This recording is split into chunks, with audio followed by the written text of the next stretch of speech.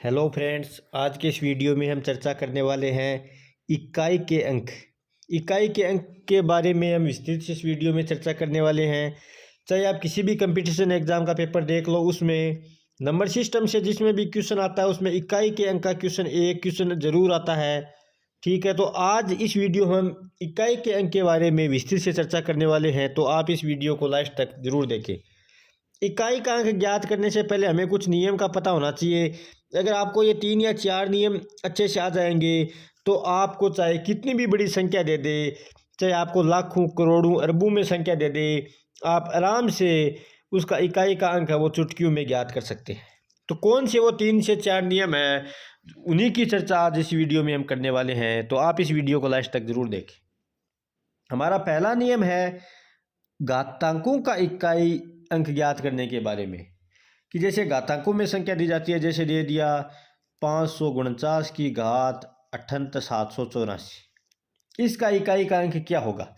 तो ये घातांक में है, तो घातांक वाली संख्याओं का इकाई का अंक कैसे ज्ञात करते हैं, इसके बारे में आज हम इस वीडियो में चर्चा करेंगे। हमारा पहला नियम है, यदि आधार में इकाई का अंक 0156 हो तो प्राप्त मान में भी इकाई का अंक 0156 ही होगा।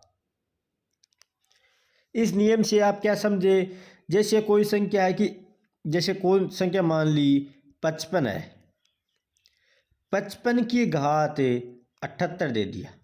ठीक है, तो नियम क्या कहता है, यदि आधार में, ये आधार है और ये घातांक है, आधार में इकाई का अंक 0156 हो, इकाई का एक अंक क्या इसमें 5 है, तो यह नियम लागू हो रहा है। तो कह रहा है कि जब 0156 आधार में हो तो प्राप्त मान में भी इकाई का अंक क्या होगा, 0156 ही होगा। तो अगर हमसे सवाल पूछे कि इस संख्या का इकाई का अंक क्या है, तो इस संख्या का इकाई का अंक हमारा क्या होगा, 5 ही होगा। क्यों होगा, क्योंकि इसके आधार में भी इकाई का अंक क्या है, 5 है। एक सवाल हम और देखें, जैसे हमें दे दे कि 216 है, 216 की घात 718, इसका इकाई का अंक क्या होगा। तो इकाई का अंक पता करने के लिए हमें यह देखना होगा कि आधार में इकाई का अंक क्या है। आधार में इकाई का अंक क्या है, 6 है। तो अगर आधार में इकाई का अंक 6 है तो प्राप्त मान में भी, हमारे आंसर में भी इकाई का मान क्या होगा, 6 ही होगा।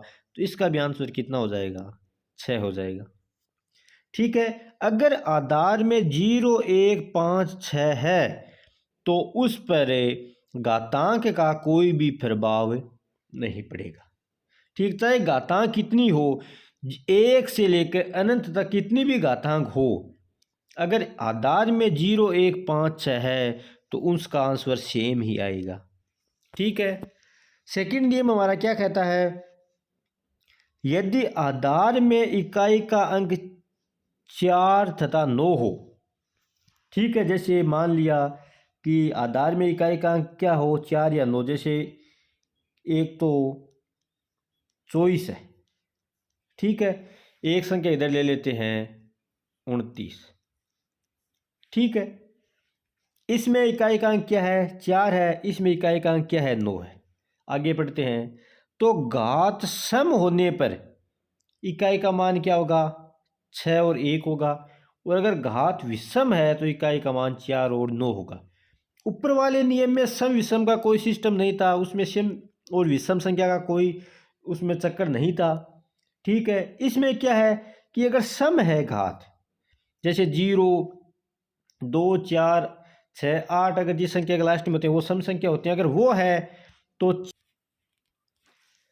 अगर विषम है तो विषम होगी तो क्या आएगा, इसका आंसर तो आएगा 4 और इसका आंसर कितना आएगा, 9। ठीक है, देखो जैसे इसकी 24 है, इसकी घात सम, पहले सम का है, सम का घात कितनी ले, इसमें 24 की घात 24 ही मान लिया। तो घात सम है तो इसका आंसर कितना आएगा, 6। और इसकी अगर घात 24 होगी तो इसका आंसर कितना आ जाएगा, 1। अगर घात 25 होती 25 होती विषम हो जाती तो इसका आंसर कितना आ जाता 4, और इसकी घात अगर 25 होती तो इसका आंसर कितना आ जाता 9। ठीक है, शायद आप इस नियम में कन्फ्यूज हो रहे हैं। आपको कन्फ्यूज होने की बिल्कुल भी ज़रूरत नहीं है, आपको आसान भाषा में समझाता हूँ। ये देखो, इसको मिटा देते हैं। आप सिर्फ एक चीज़ ध्यान में रखो, जैसे क्या थी संख्या थी 24 संख्या हो गई। ठीक है, अब देखो सम विषम को भी आप भूल जाओ। ठीक है, आप एक चीज़ ध्यान में रखो कि जैसे छोटे नियम से समझते हैं कि यहाँ पर क्या है घात 1, तो 4 की घात 1 करो तो आंसर क्या आएगा 4, और 24 की घात अगर 2 होती तो 4 की घात 2 करते तो आंसर क्या आता 6। ठीक है, 24 की घात 3 होती तो आंसर कितना था 4 की घात 3 करो तो 4 की घात 2 16 होता है, 4 की घात 3 कितना था 64, 64 का इकाई का क्या होता है 4 होता है। अब देखो विषम है तो 4 आ रहा है, 4 आ रहा है। सम है तो 6 आ रहा है, 6 आ रहा है। आप इस नियम को याद भी रख सकते हो और इस नियम को आप बना भी सकते हो। आपके समझ में आ गया? ठीक है, अगला नियम और देखते हैं।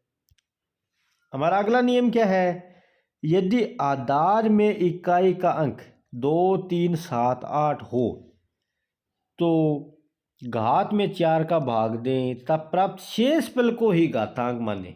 यदि शेषफल 0 आए तो घात 4 माने।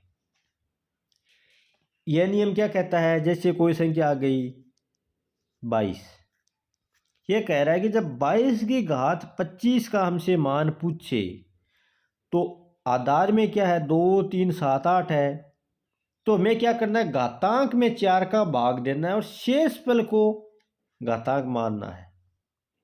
तो 25 में 4 का भाग देंगे तो 25 में अगर हमें 4 का भाग दे तो 6 बार जाएगा, मगर शेषफल कितना बचेगा 1 बचेगा। तो आप 22 की घात 25 का इकाई का अंक निकाल लो, चाहे 22 की घात जो ये शेषफल बचा इस 1 का इकाई का अंक निकाल लो, आंसर दोनों का क्या आएगा सेम ही आएगा। ठीक है, तो 22 की घात 1 है, इसका आंसर कितना आ गया 22, तो इकाई का अंक क्या आ गया 2।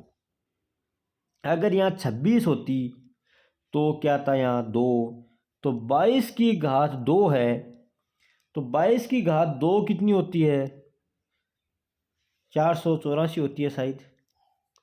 ठीक है, आप अगर 484 आपके याद नहीं रहता तो भी सीधा 2 की घात इकाई का अंक कर ले, हमें तो इकाई का अंक के सवाल है तो सिर्फ इकाई के अंक पर ही चलो। इकाई का अंक 2 है, 2 की घात 2 कितना आता है 4, तो आंसर कितना आ गया 4। अगर यहाँ 27 होता तो 4 का भाग देते तो शेषफल कितना बचता 3 बचता, तो यहाँ भी क्या आता 3। अब 22 की घात 3 याद रखने की जरूरत नहीं है, सिर्फ 2 की घात 3 करो, 2 की घात 3 कितना होता है 8, तो हमारी इकाई का क्या था 8 आता। अगर यहाँ क्या पूछता 28 होता तो 4 का भाग पूरा पूरा जाता, शेषफल क्या आता 0, शेषफल 0 आता तो घात कितनी मानते हमें 4 मानते तो क्या लेते 22 की घात 4। फिर 22 की घात 4 का हमें नहीं मालूम, मगर हमें पता है इस इकाई का अंक का यह घात कर दो, तो 2 की घात 4 कितना आता है 2 दूनी 4, 4 दूनी 8, 8 दूनी 16, 16 आता है। 16 का इकाई क्या होता है 6, तो यही हमारा क्या है आंसर है। ठीक है, ये नियम अच्छे से समझ में आ गए। नेक्स्ट वीडियो में हम इससे रिलेटेड सवालों पर चर्चा करने वाले हैं। ठीक है, अगर आपको यह नियम अच्छे से समझ में आए हैं तो आप हमारी इस वीडियो को लाइक और हमारे इस चैनल को सब्सक्राइब ज़रूर करें और अपने दोस्तों के साथ भी इस चैनल को शेयर करें। Thank you.